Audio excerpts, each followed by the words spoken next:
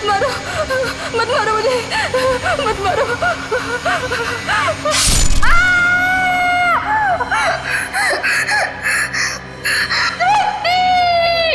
Oh no, ये तो जूही की चीख है। लगता है उसने वही पुराना सपना देखा है।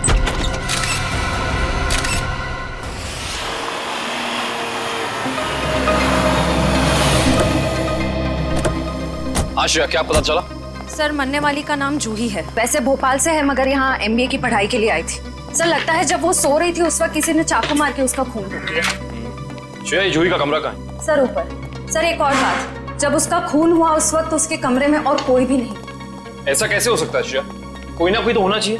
ऐसा जरूरी नहीं है सर, इस तरह की मौतों में कई बार आत्माओं का हाथ होता है। प्लीज, ACP सर मुझे पहले ही बता चुके हैं आपकी इन कहानियों के बारे में। बेहतर होगा कि इन मर्डर केसेस के साथ ये आत्माओं की कहानियां ना जोड़ें। प्लीज, समझ गए? यही कमरा है? Yes sir. आइए। एक्सक्यूज मी, प्लीज एक सेकंड, एक्सक्यूज मी।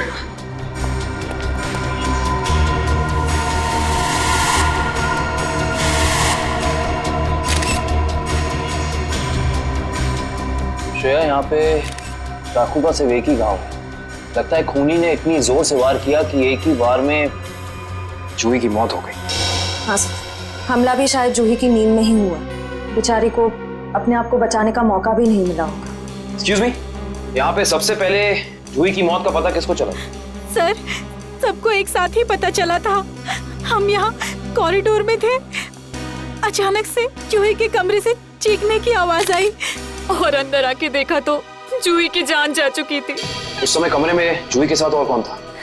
सर, उस वक्त जूही के साथ कोई नहीं था।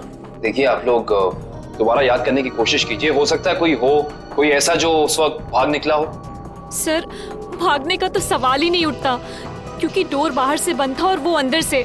खूनी भागेगा भी तो कहाँ से भागेगा? एक मिनट, ये दरवाजा बाहर से बंद था, क्यों? सर, कई दिनों से जूही सो नहीं पा रही थी। अचानक नींद से जाग जाती थी और भागकर अपने कमरे से बाहर आ जाती थी। आज भी कुछ ऐसे ही हुआ। वो सो नहीं पा रही थी, मैंने उसको सुलाया और मैं बाहर आ गई और दरवाजा बाहर से बंद कर दिया। लेकिन इसे नींद क्यों नहीं आ रही थी? सर, कई दिनों से उसे डरावने सपने आ रहे थे। उसे ऐसा महसूस हो रहा था कि उसका सपनों में कोई खून करना चाह रहा है, उसकी कोई जान लेना चाह रहा है। हमें क्या पता था कि उसका सच में खून हो जाएगा। डरावने सपने? मैं कह रहा था ना, ये कोई आत्मा का ही चक्कर है।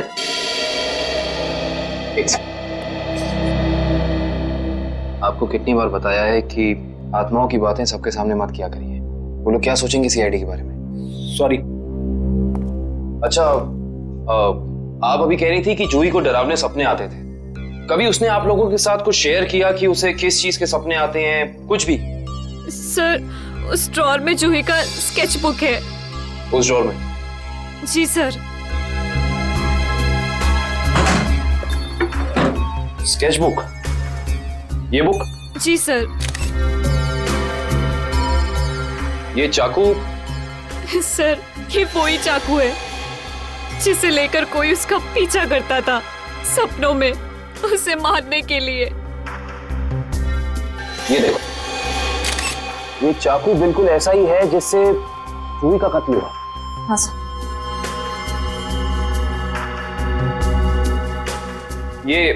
ये सारी ड्राइंग्स जो हैं इस बुक में, ये क्या जूही अपने सपने में देखती थी? जी सर। सर, लगता है ये किसी अंदर वाले का ही काम है, जो कमरे के अंदर आसानी से आ सकता हो और जिसे जूही के सपनों के बारे में पता हो। क्या तुम्हारे अलावा और कोई ये स्केचबुक के बारे में जानता था? कोई नहीं। खूनी अगर इस दरवाजे से अंदर नहीं आया तो फिर इस कमरे में आया कहां से? इस बालकनी से। लेकिन बालकनी का दरवाजा तो अंदर से बंद है। अगर खूनी खून करके बालकनी से भागा है तो फिर ये दरवाजा अंदर से बंद कैसे? बालकनी का दरवाजा बंद, कमरे का भी दरवाजा बंद। कहीं जूही की आग? ये खूनी यहाँ आया कहां से, ये अभी पता चल जाएगा।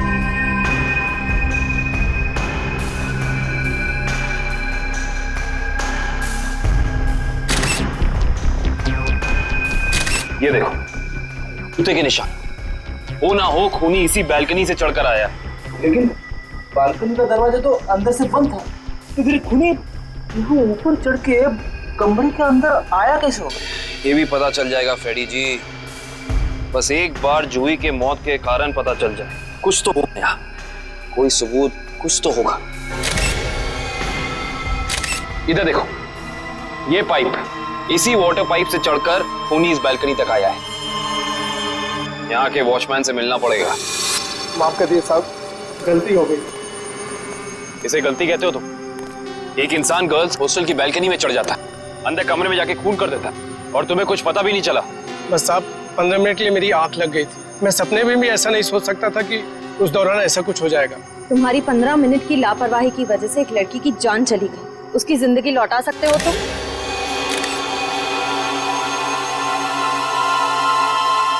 सर, ये जूता यहाँ झाड़ियों में पड़ा हुआ था। जूता यहाँ पे? हो ना हो, ये जूता उसी खूनी का है। सर, ये तो किसी आदमी का जूता लगता है। यानी बैल्कनी में जो इंसान चढ़ा था वो कोई आदमी था? सुनो, ये जूते को पहचानते हो? नहीं साहब। दोबारा याद करके बताओ, सही से याद करो। कोई इंसान यहाँ आया था जिसने ये लाल जूता पहना था? मैंने नहीं देखा, शायद अंजलि मैडम ने देखा हो, वो हमेशा रिसेप्शन पे बैठती है। ये अंजलि मैडम को बुलाओ, जाओ। जी सर। अगर ये जूता यहाँ है तो कुछ और भी जरूर होगा, ढूंढते हैं।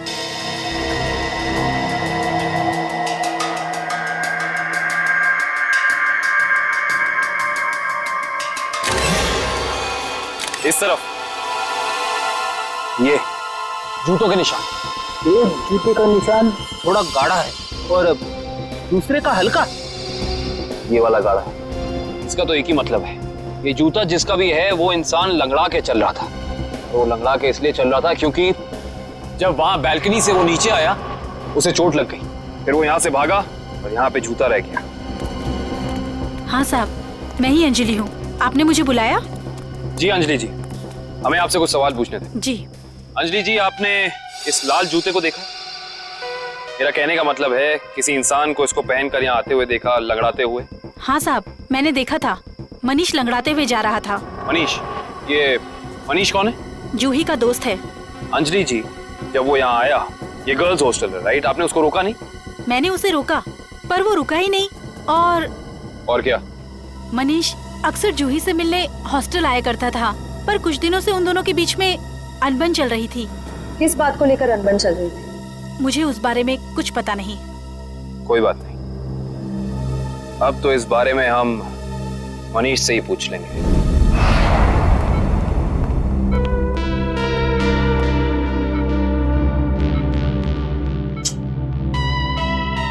मनीष, कैसे हो यार? मैं ठीक हूँ, पर आप लोग कौन हैं? तुम्हारे शुभचिंतक हैं, सीआईडी वाले। सीआईडी? क्या बात है? क्या मेरी जान को किसी से खतरा है क्या? सुना आपने? खुद एक बेचारी लड़की को मार के खटिया पे लेटा पड़ा है और पूछ रहा है कि मेरी जान को कोई खतरा तो नहीं है। ये क्या कह रहे हैं आप? मैंने किसी की जान नहीं ली। मनीष, ये पाँव में चोट कैसे लगी तुम्हें? वो मैं सड़क पार कर रहा था तो एक बाइक वाले ने टक्कर मार दी मुझे। सड़क पार कर रहा था बेचारा, टक्कर मार दी? वैसे ये हादसा हुआ कहाँ? एमआई रोड पे, जीपीओ के सामने। जीपीओ के सामने? तभी तो। वैसे अगर ऐसा था तो ये लाल रंग का जूता जो तुम्हारा है, हमें पता है जीपीओ के सामने मिलना चाहिए था। पर कमाल की बात देखो, ये जूता हमें स्वर्णिमा गर्ल्स हॉस्टल के बाहर मिला। कैसे? मेरा जूता वहां कैसे पहुंचा? देखो मनीष, हमसे झूठ बोलकर कोई फायदा नहीं है। सच निकालने के और कई तरीके आते हैं। बेहतर होगा हमें सब सच बता दो। क्यों मारा तुमने जूही को? क्या जूही की मौत हो गई? खून हो गया उसका। क्यों गए थे तुम वहां? देखिए, मैं जूही के बालकनी में गया जरूर था, लेकिन मैंने जूही को नहीं मारा। इतनी रात को तुम वहाँ क्या करने गए थे मनीष? मुझे उससे बात करनी थी। ऐसी कौन सी बात थी जो तुम दिन के उजाले में नहीं कर सकते थे? जिसके लिए तुम्हें रात के अंधेरे का सहारा उठाकर चोरों की तरह पाइप से चढ़कर उसकी बैल्कनी तक जाना पड़ा। मैं उससे माफी मांगना चाहता था। दरअसल मैंने उसके दोस्ती को प्यार समझने की गलती की थी, लेकिन जब मैं वहां पहुंचा तो मैंने देखा कि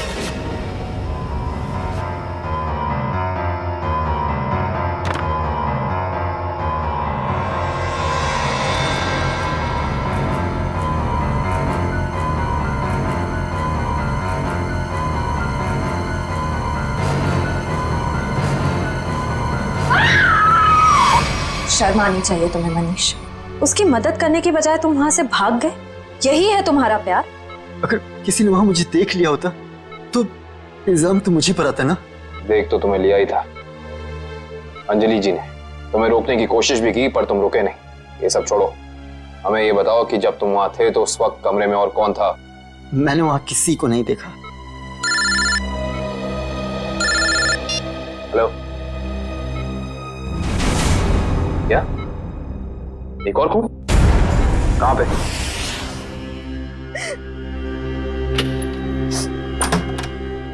आप कौन? हम लोग सीआईडी से। आइए।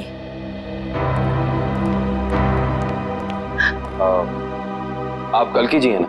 जी, मैंने ही आपको फोन किया था। मेरी सहेली मीरा का खून हो गया है। उसकी लाश ऊपर उस कमरे में पड़ी है।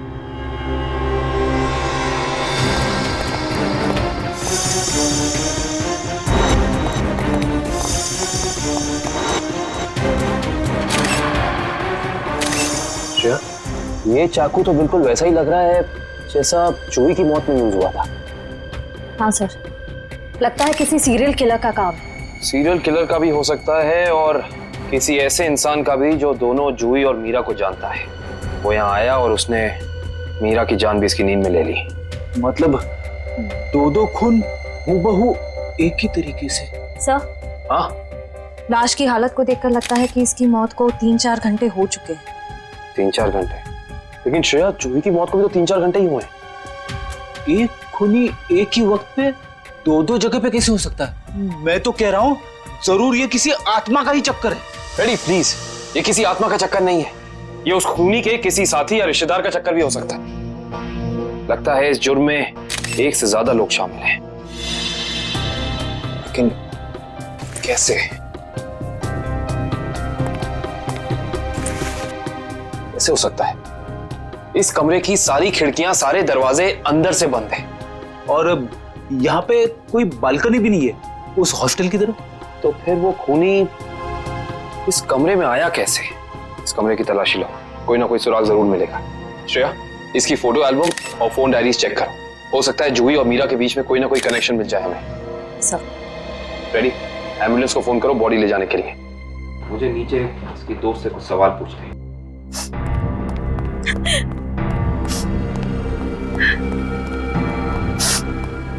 कालकी जी। जी। आपको मीरा की मौत के बारे में कब पता चला? रात को मैं काफी देर से ऑफिस से लौटी तो मैं इस कॉरिडोर से गुजर रही थी कि तभी मुझे मीरा के चीखने की आवाज सुनाई दी। मैं दौड़ती हुई उसके दरवाजे तक आई। मीरा का दरवाजा खटखटाया पर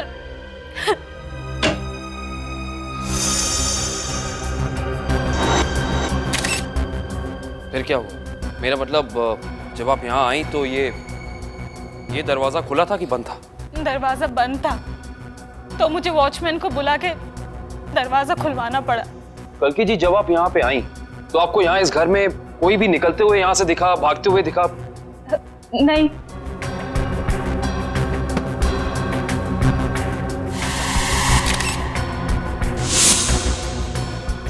कालकी जी, आपकी दोस्त मीरा काम क्या करती? बैंक की एरिया मैनेजर थी वो, और 2 साल पहले उसका तबादला हमारे शहर में हुआ था। तबादला? हाँ श्रेया, क्या पता चला? सर, मरने वाली का नाम जूही है। वैसे भोपाल से है मगर यहाँ MBA की पढ़ाई के लिए आई थी। क्या ये तबादला भोपाल से यहाँ हुआ? जोधपुर से। पर क्यों सर? आपकी दोस्त मीरा किसी जूही नाम की लड़की को जानती थी? जहाँ तक मुझे पता है सर, इस नाम की तो उसकी कोई दोस्त नहीं थी। दोस्त नहीं तो कोई रिश्तेदार? क्योंकि कुछ घंटे पहले एक 21 साल की लड़की का बिल्कुल इसी तरीके से खून हुआ। उस लड़की का नाम जूही था और ये उसकी तस्वीर है। क्या आप जानती हैं इसे? नहीं। आप जानती?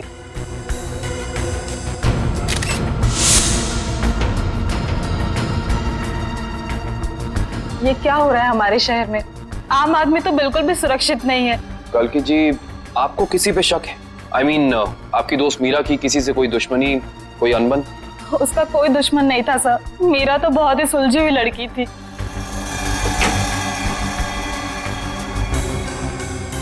अच्छा, ये तस्वीर देखिए।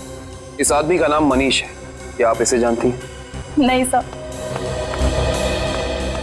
सर, आशा, मैंने मीरा के सारी डायरीज, सारे एल्बम्स चेक किए। मीरा और जूही के बीच कोई कनेक्शन नहीं है, कोई संबंध नहीं है। कोई ना कोई संबंध तो जरूर है, वरना ये खूनी सिर्फ इन्हीं दोनों लड़कियों को निशाना क्यों बनाएगा? कुछ तो है जो हमें समझ नहीं आ रहा है। कल्कि जी, क्या कुछ दिनों से मीरा किसी बात को लेकर परेशान थी? हाँ सर, कुछ दिनों से उसे डरावने सपने आ रहे थे। डरावने सपने? मीरा को भी डरावने सपने आ रहे थे? हाँ सर, बस कहती रहती थी कि उसका कोई खून करना चाहता है।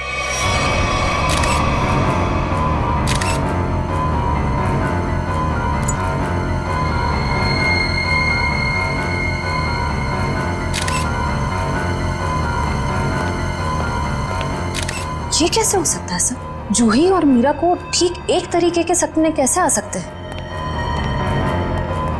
सर, खूनी के अंदर आने का रास्ता तो नहीं मिला है, लेकिन ये स्क्रू मिला है मीरा के बेड के नीचे से। एक काम करिए, वॉचमैन से पूछताछ कीजिए, देखिए क्या पता चलता है मीरा के बारे में। तब तक इस स्क्रू की गुत्थी को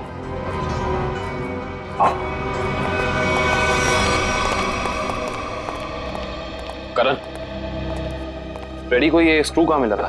सर, वहां उधर। इधर? ये स्क्रू हाँ आया कैसे होगा? हाँ, ले आओ, संभाल के। इश्ता, श्रेया, संभाल के।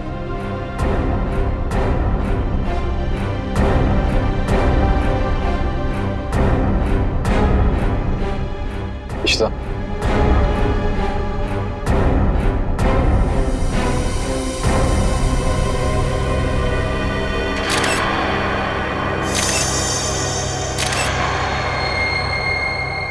ये बात है। क्या हो सर? ये देख रही हो, सीलिंग फैन। अब ये सीलिंग फैन इस स्क्रू की गुत्थी को सुलझाएगा। करण, समझ गया सर।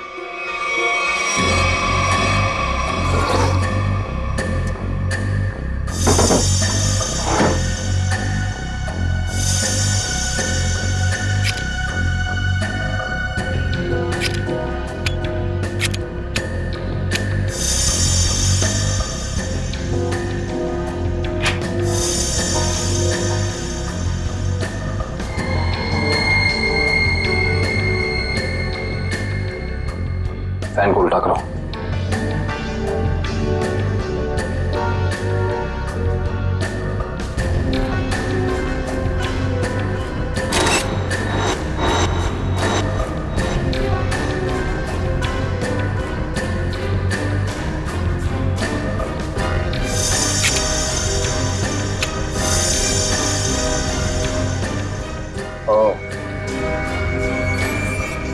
सर, यानी ये स्क्रू इस फैन का है? हाँ श्रेया, किसी ने इस फैन के साथ छेड़खानी की है, अभी पता चल जाएगा।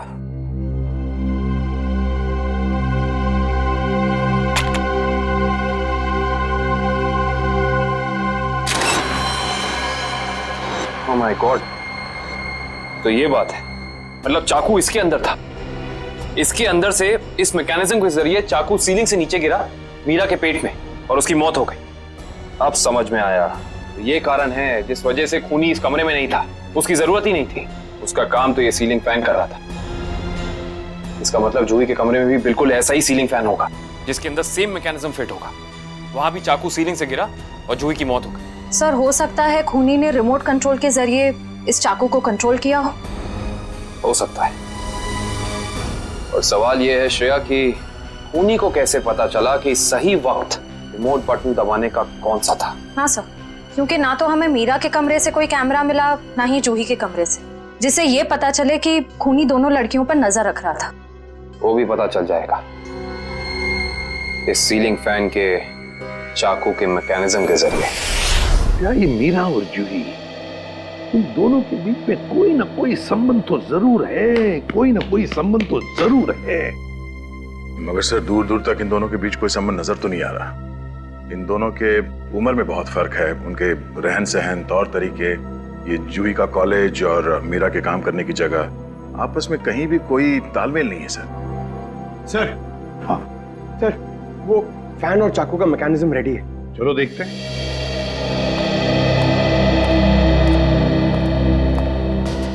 पंकज, रिमोट ऑन करो।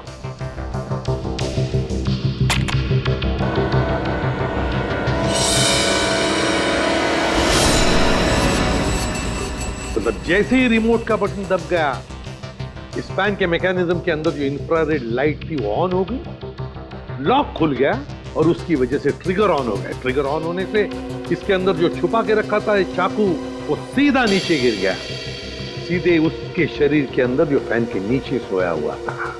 मगर दया, एक बात है, ऐसे मैकेनिज्म की जो रिमोट होते हैं, वो रिमोट ज्यादातर 50 मीटर की दूरी के अंदर ही काम कर सकते हैं।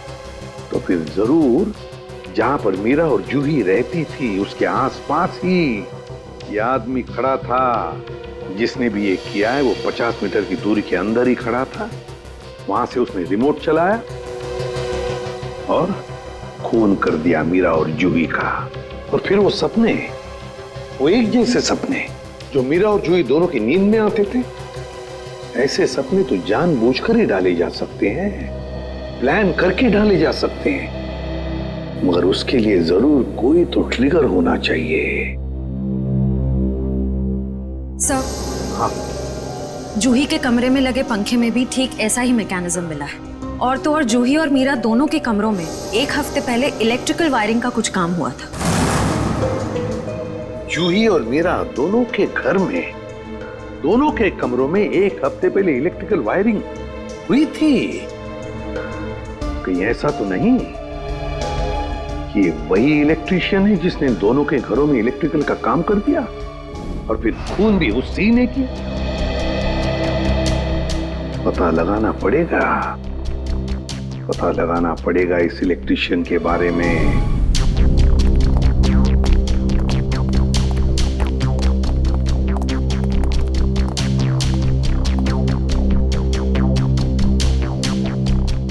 ना ही मीरा के मोबाइल पे कोई अलार्म था और ना ही जूही के मोबाइल।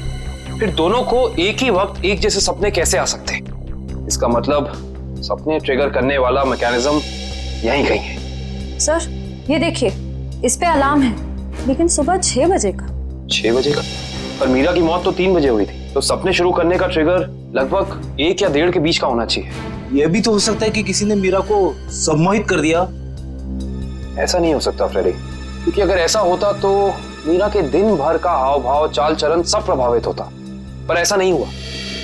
नहीं, कुछ है यहाँ जो हम अभी तक देख नहीं पा रहे। ढूंढो, यही है।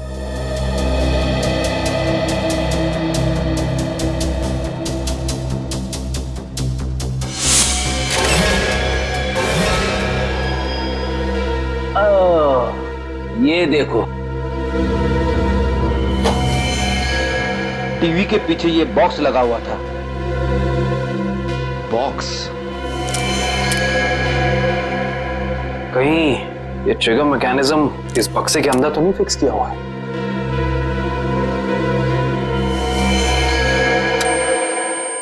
अरे अरे, अलार्म बंद करो, ये आवाज मेरे कान के पर्दे फटा ली। सर, कौन सी आवाज? यहाँ कोई अलार्म नहीं बज रहा है। अरे इतने जोर से बज रहा है, सुनाई नहीं दे रहा है। बंद करो। हाँ, बज तो रहा है, लेकिन बहुत धीमी आवाज में। बंद करो, बंद करो। बंद हो। Thank you. इतना भद्दा अलार्म मैंने जिंदगी में नहीं सुना। सोने वाला उठेगा नहीं, हार्ट अटैक से सीधे ऊपर चला जाएगा। मगर सर, अलार्म की आवाज सिर्फ आपको कैसे सुनाई दी? हो सकता है श्रेया, क्योंकि ये लो फ्रीक्वेंसी अलार्म है। श्रेया, ये सिर्फ उन लोगों को सुनाई देता है जिनकी साउंड टॉलरेंस और सुनने की शक्ति इसकी ध्वनि से मेल खाती हो। यानी फ्रेडी सर की तरह जूही और मीरा भी इस अलार्म की आवाज को सुन सकती थी। वो ये बात नहीं जानता था। उसने इस ध्वनि का इस्तेमाल सिर्फ उनके दिमाग को कंडीशन करने के लिए किया, ट्यून करने के लिए। ताकि उन्हें वो डरावने सपने दिखा सके। लेकिन डरावने सपनों का कोई संबंध ही नहीं था इस मौत से। अगर वो चाहता तो बिना सपनों के भी मार सकता था उन्हें। मार सकता था, पर शायद वो ऐसा चाहता नहीं था। खूनी अपने शिकार के साथ खेलना चाहता था, तड़पाना चाहता था, फिर उनकी नींद में उन्हें एक गहरी मौत देना चाहता था। इंटरेस्टिंग। करण सर, कल की को बुला के लाइए। जी। को ये देखो।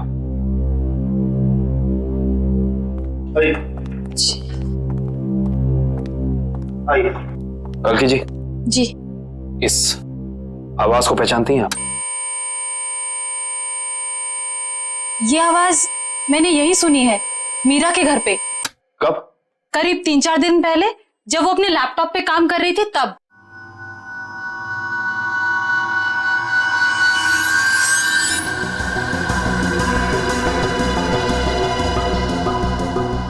आपको मीरा के लैपटॉप का पासवर्ड पता है? नहीं सर। हमें कंप्यूटर एक्सपर्ट से इसका पासवर्ड ब्रेक कराना होगा, लेकिन मुझे लगता है कि हमारे सारे सवालों के जवाब इसी लैपटॉप के अंदर है, इसके अंदर।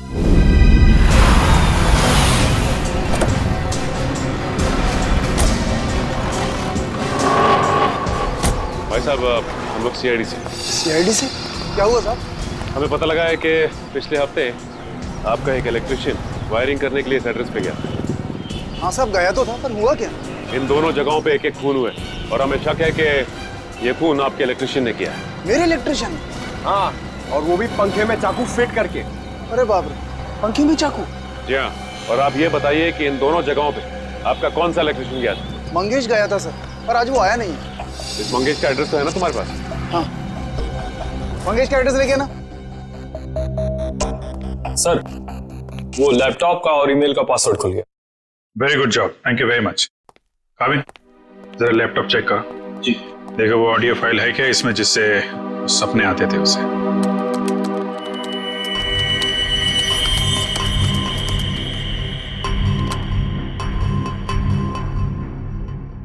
सर, इस कंप्यूटर में कोई ऑडियो फाइल नहीं है। हाँ, लेकिन मीरा के ईमेल अकाउंट में एक वीडियो फाइल दिख रही है। Video file? खोलो खोलो इसे जरा।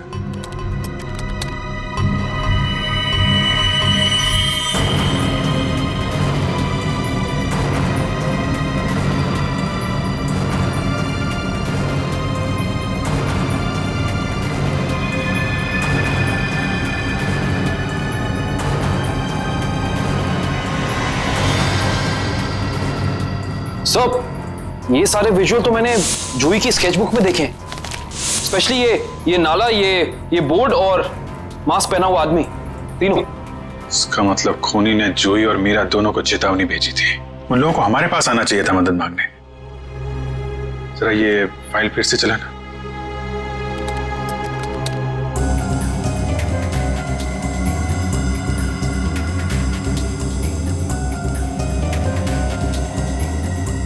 Pause pause pause. Banjara road, जो शहर के पश्चिमी हिस्से में है ना? Yes sir. मतलब जो कुछ हुआ है बंजारा रोड पे ही हुआ है। क्या? ठीक है, ओके। सर, उस इलेक्ट्रिशियन मंगेश का जो पता मिला था वो नकली है सर। कोई बात नहीं, स्केच बनवाओ उसका और अपने डेटाबेस में चेक करो। बंजारा रोड, वहां जाके देखना पड़ेगा। सब लोग बाहर ध्यान रखना।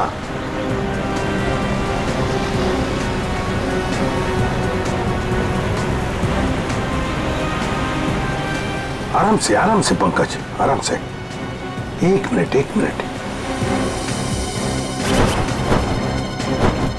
यह है ना एक सूखा नाला है और वो रहा पेड़। सूखा नाला और उसमें वो पेड़। जरा आगे चलकर देखते हैं।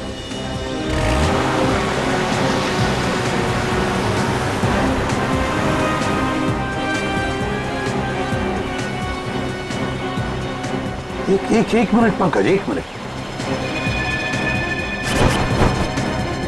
बंजारा रोड, मतलब हम सही रास्ते पे हैं।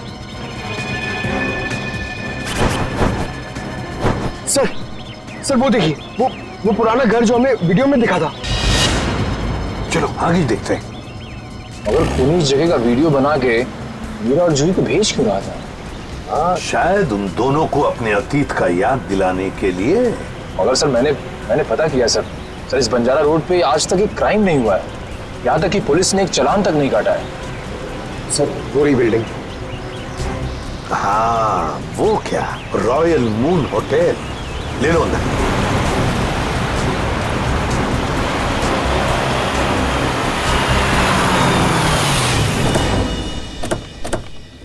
हाँ, इलेक्ट्रिशियन का स्केच मैच नहीं हो रहा है तो कोई बात नहीं, ठीक है।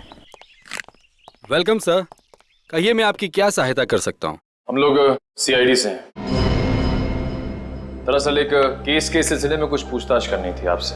सीआईडी? बाबा पूछिए, क्या पूछना चाहते हैं आप? वैसे जरा बताइए, कुछ दिन पहले क्या आपके होटल के बाहर कोई किसी तरह की वीडियो शूटिंग कर रहा था? शूटिंग? नहीं सर, हमारी होटल के बाहर शूटिंग या फोटोग्राफी की अनुमति नहीं है। ये दो फोटोग्राफ दो लड़कियों के, एक का नाम मीरा है, एक का नाम जूही है। क्या ये लड़कियां आपके यहाँ कभी ठहरी थी, कभी आई थी? सर हमारे यहाँ रोज बहुत सारे कस्टमर आते हैं, ये बता पाना थोड़ा मुश्किल है। मैं समझ सकता हूँ, लेकिन हो सकता है आपके रिकॉर्ड में हो कुछ इनके बारे में। जरा देखिए। अलका जरा रिकॉर्ड चेक करना। सर। हाँ सर, ये दोनों गेस्ट हमारे होटल पे रुके थे पिछले साल 17 मई 2013। 17 मई 2013 मतलब एक साल पहले। तो क्या एक साथ आई थी या अलग अलग? नहीं, अलग अलग। सर इन दोनों के पास शहर में रहने के लिए जगह है, एक घर में रहती है और एक हॉस्टल में रहती है, फिर ये दोनों यहाँ किस लिए आई थी? कोई तो वजह होगी ना पंकज, कोई तो वजह होगी। क्या आप रिकॉर्ड देख सकता हूँ 17 मई 2013 का? Sure sir. 17 मई 2013 काफी सारी लड़कियां आई थी उस दिन आपके होटल में। कोई फंक्शन वगैरह था क्या? हाँ सर, हो सकता है, क्योंकि हमारे होटल के पास में एक कम्युनिटी हॉल है। वहाँ आए दिनों फंक्शंस होते रहते हैं। अच्छा, कस्टमर का नाम रवि, 5 टैक्सीज बुक की थी उसने, 5। हाँ सर, ये एक नारी सेवा केंद्र चलाता है, मुस्कुराहट नाम है एनजीओ का। और वो अभी भी इसी होटल में ठहरा हुआ है सर। रवि इस वक्त आपके होटल में ठहरे हैं? पास वाले कम्युनिटी हॉल में जो फंक्शन चल रहा है, रवि का ही एनजीओ का फंक्शन हो सकता है। रवि सर, मैं आपका जितना भी शुक्रिया अदा करूं उतना कम है। आप सोच नहीं सकते, ड्रग्स के नशे से मुक्ति मिलने के बाद मैं जिंदगी के ऐसे ऐसे रंग देख रहा हूं जिन्हें ड्रग्स के नशे ने अंधकार में डाल दिया था। वेरी गुड मिश्रा, लेकिन इसमें मुझे शुक्रिया कहने की कोई जरूरत नहीं। ये सब तुम्हारे धैर्य और दृढ़ इच्छा शक्ति का कमाल है। हाँ, लेकिन अब उस सफेद जहर को कभी पलट कर भी देखना मत। हाँ? Okay sir. माफ कीजिएगा रवि जी, आपको मैं इंटरप्ट कर रहा हूँ, लेकिन ये जरूर कहूंगा कि आप बहुत ही अच्छा काम करते हैं, बहुत ही पुण्य का काम करते हैं हमारे देश के नौजवानों को ड्रग्स में से बाहर निकाल कर। सर आप एसीपी प्रद्युमन है ना सर? जी हाँ, मैं एसीपी प्रद्युमन। सर हमने बहुत किस्से पढ़े हैं सर आपके बारे में, और तभी से आपसे मिलना चाहता था सर, लेकिन अब आप सर बैठे क्यों सर, प्लीज। सर क्या लेंगे सर आप, चाय कॉफी कुछ? एक ठंडा लेमन आइस टी। जी, ठंडा लेमन आइस टी तो नहीं मिलेगी, साधारण चाय चलेगी। रवि जी हमें कुछ नहीं चाहिए, कुछ नहीं चाहिए, थैंक यू वेरी मच। बस एक जरूरी काम है आपके पास। 2 लड़कियों के बारे में हम कुछ इंफॉर्मेशन चाहते हैं। अब कौन सी 2 लड़कियां सर? ये जूही और ये मीरा, क्या आप बता सकते हैं कि पिछले साल ये दोनों आपके इस एनजीओ में आई थी? जूही और मीरा? हाँ सर, ये सर आई थी दोनों यहाँ पर। एक्चुअली सर इन्हें भी ड्रग्स के नशे की बुरी लत पड़ गई थी सर, इसलिए ये दोनों आई थी यहाँ हमारा सेमिनार अटेंड करने के लिए। लेकिन सर इस बात को तो करीब 1 साल हो गया है, अब इनके बारे में पूछताछ। इन दोनों लड़कियों का खून हुआ है। क्या खून हो गया? लेकिन सर कैसे, किसने किया सर? बस वही पता लगाना है, इसलिए हम चाहते हैं कि अगर आपको इन दोनों के बारे में कोई खास बात मालूम हो, कोई यादें हो आपके पास इनके बारे में, तो मदद हो जाएगी हमारी तहकीकात करने में। कोई खास बात इस वक्त तो याद। हाँ सर याद आया सर, एक लड़की थी मोनिका, इन दोनों को उसकी चिंता बहुत सताती रहती थी सर। मोनिका? जी। क्या वो भी यहाँ आपके ड्रग रिहैबिलिटेशन सेंटर में आई थी? आई तो थी सर यहाँ पर, लेकिन वो ड्रग्स के खिलाफ अपनी लड़ाई जीत नहीं पाई सर। दरअसल सर 1 साल पहले अपनी बिल्डिंग की छत से कूदकर उसने आत्महत्या कर ली थी सर, ड्रग के नशे में। मोनिका ने आत्महत्या कर ली? जी सर। उसका पता तो होगा ना आपके पास? जी सर, मोनिका का एक ही सगा भाई है, अमित। मोनिका की मौत के बाद सारी प्रॉपर्टी, सारी जायदाद उसी के नाम हो गई। तो क्या मोनिका के भाई ने प्रॉपर्टी के लिए अपनी बहन का खून किया? ये भी तो हो सकता है कि मोनिका ने आत्महत्या की हो। मैंने कहा ना, काम हो जाएगा। जी कहिए। आपका नाम अमित है? जी हाँ, मगर आप लोग? सीआईडी। मोनिका के बारे में कुछ सवाल करने थे आपसे। ओह, 1 साल हो गया मेरी बहन को मरे, लेकिन अब भी कोई ना कोई आकर मेरे पुराने जख्म को रहता रहता है। पूछिए, क्या पूछना है आपको? देखिए अमित जी, हम आपका दुख समझ सकते हैं, मगर क्या करें, 2 खून हुए, इसलिए आपकी बहन के बारे में कुछ सवाल करने आए हम लोग। 2 खून? मगर किसके? जूही और मीरा का। ये दोनों आपकी बहन मोनिका के दोस्त थे ना? हाँ, बदकिस्मती से ये मेरी बहन के दोस्त थे। बदकिस्मती से? क्यों? वैसे तो मीरा और जूही तुम्हारी बहन की बहुत फिक्र करते थे। अगर सच में उन्हें मेरी बहन की फिक्र होती तो वो फिर से उसे ड्रग्स की खाई में ना धकेलते। क्या वो दोनों फिर से मोनिका को ड्रग्स की लत लगाना चाहते थे? हालांकि वो दोनों खुद ड्रग्स से छुटकारा पाना चाहते थे। मुझे नहीं पता कि वो आदत से छुटकारा पाने आए थे या दोबारा ड्रग एडिक्ट्स को बढ़ावा देने, लेकिन इस काम में एक और भी था उनके साथ। हाँ, विशाल। विशाल? ये विशाल कौन? विशाल जूही और मीरा को ड्रग्स देता था और ये बात मोनिका जान गई थी। लेकिन जब लोगों को पता चला कि मोनिका को उनका राज पता है, तो उन्होंने उसे फंसाने के लिए उसके बैग में ड्रग्स डाल दी। वो पकड़ी गई, उसके ऊपर पुलिस केस भी हुआ। वो ये सदमा बर्दाश्त नहीं कर सकी और उसने आत्महत्या कर ली। सर, कोई तो है जो मोनिका की मौत का बदला ले रहा है। जूही और मीरा पहले ही मर चुकी हैं। अब अगला नंबर शायद विशाल का। अमित, कल रात तुम कहाँ थे? आप मुझ पे शक कर रहे हैं? क्या करें, शक करने की आदत जो है हमें। और फिर तुम तो अपनी बहन के सबसे करीबी हो ना। मुझसे ज्यादा करीबी तो उसका मंगेतर था, रणविजय। दोनों ने जन्मों जन्मों तक साथ रहने की कसमें खा रखी थी। रणविजय? ये रणविजय यही है ना? हाँ, यही तो है वो। लेकिन रणविजय का स्केच आपके पास कैसे? हो सकता है मीरा, जूही और मोनिका की मौत का राज रणविजय जानता हो। Thank you Ranvijay. सब वो रहा विशाल का घर। विशाल की जान को खतरा हो सकता है।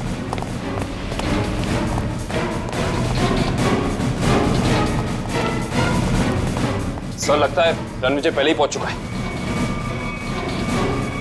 विशाल, ठीक तो हो ना? सर, जान बचा के भागो सर। रणविजय कहाँ है? सर,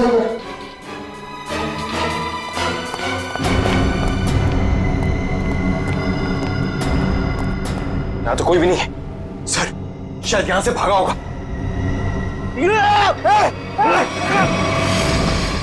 रणविजय! कोई मत हिलना, इसको मालूम नहीं दो। छोड़ दो उसे, छोड़ दो।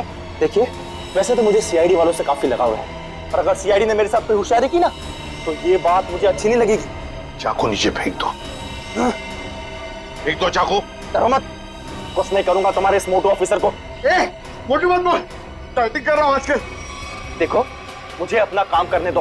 बेवकूफी मत करो, नहीं बच पाओगे तुम। अरे बचना किसको है? एक बार मैं इस विशाल को मार दूं, भले मुझे फांसी हो जाए, मुझे मंजूर है। देखो रणविजय, ये सब करने से क्या मोनिका वापस आएगी? भले ही वापस ना, लेकिन मेरे बदले की आग तो पूरी होगी। इन तीनों ने रातों की नींद उड़ा दी थी मोनिका की, इसलिए मैं भी इनके साथ वही कर रहा हूं। इन्हें तड़पा तड़पा कर मारूंगा मैं। देखो रणविजय, मोनिका के साथ जो कुछ भी हुआ ठीक नहीं हुआ। इन तीनों की वजह से बेचारी को जेल जाना पड़ा, बदनामी हुई। नहीं, रात रात भर सो नहीं पाती थी वो, बुरे बुरे सपने देखकर जाग जाती थी। ये विशाल ने मोनिका का बंजारा रोड पे पीछा किया था उसे मार डालने के लिए, इसलिए मैंने भी इन्हें पहले बुरे बुरे सपने दिखाए और अब मैं इन्हें मौत की नींद सुला रहा हूं। रणविजय, ये तुम क्या करने जा रहे हो? विशाल को उसके किए की सजा कानून देगा। अरे कानून का क्या गया, प्यार तो मैंने अपना खोया है ना।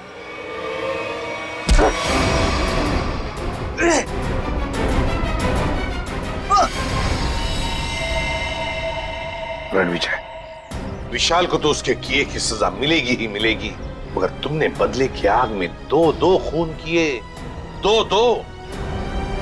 तुम्हें तो शायद फांसी ही होगी। फांसी।